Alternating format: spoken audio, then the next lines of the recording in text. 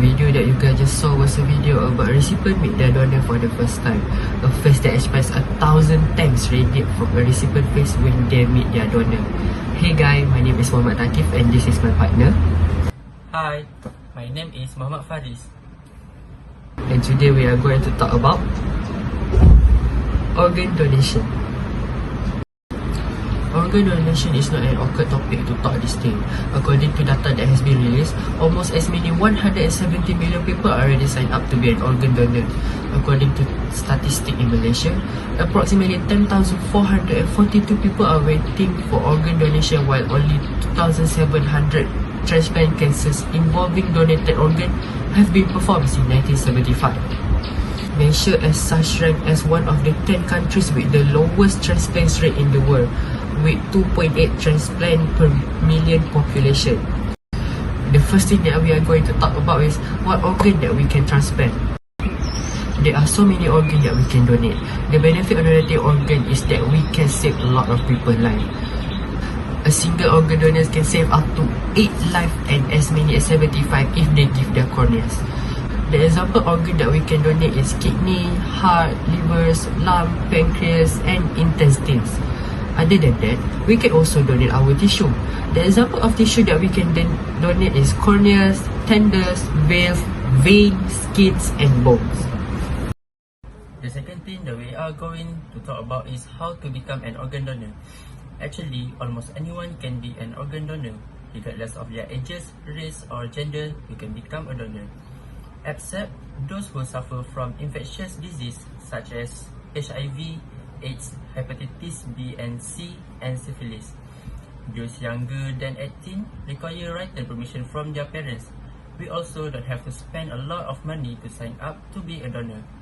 On September 6, our old health minister Khairil announced a new organ donation pledge feature on My Sejahtera, which was incorporated to shed light on the importance of organ donation and increase the low transplant rate in the country.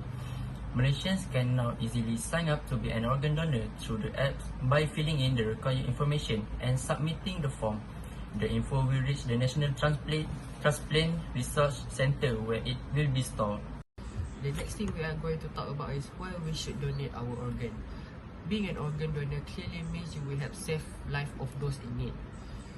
It also exempts your family from hospital charge pre-death, from the day admission for transplant procedures until the date of death, provided you are admitted in government hospital. For donation in private hospital, charge accrued from a patient admission until the death will be the responsibility of the family or heirs. Rest assured that even you have signed up to be an organ donor, you will still be given full treatment to the best of a medical professional or organization ability. Your organ will not be taken away from you until you have been declared brain dead by a doctor. The last we will talk about is how do organ transplant work. The organ is offered to the transplant center treating the candidate who is deemed the best match. The transplant team then decides whether to accept or decline the organ based on their own criteria. If the team declines the organ, the next best matching patient is contacted. The process continues until the organ is placed with a recipient. They will match your donation with someone on organ transplant. Wait list is based on numerous factors such as blood type, organ type, size, medical agency, and time already spent on the waiting list, and geographical distance between the donor and recipient. There are so many benefits about organ donation.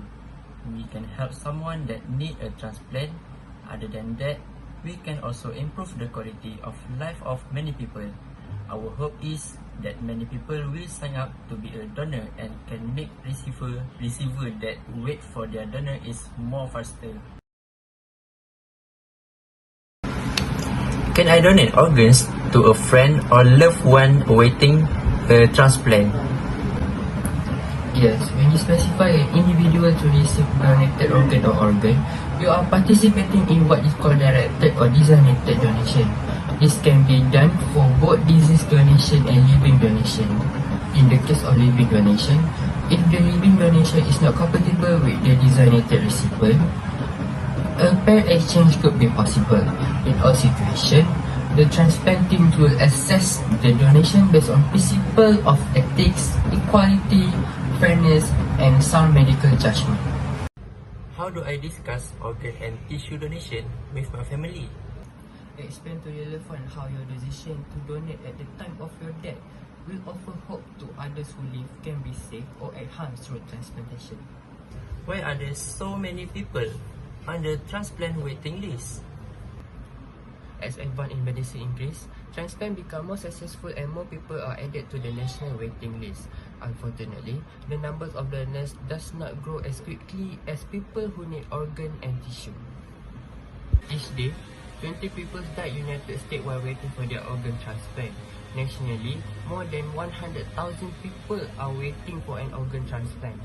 Thousands more await life-changing tissue transplant. Why should minorities be particularly concerned about donation? People from minority communities make up more than half of those awaiting transplant in this region throughout the country. Although the matching and allocation of organ to a patient waiting is based on their medical criteria and excluded race, the possibility of successful transplant may be improved by matching organs between the same ethnic or the same racial group. Thank you.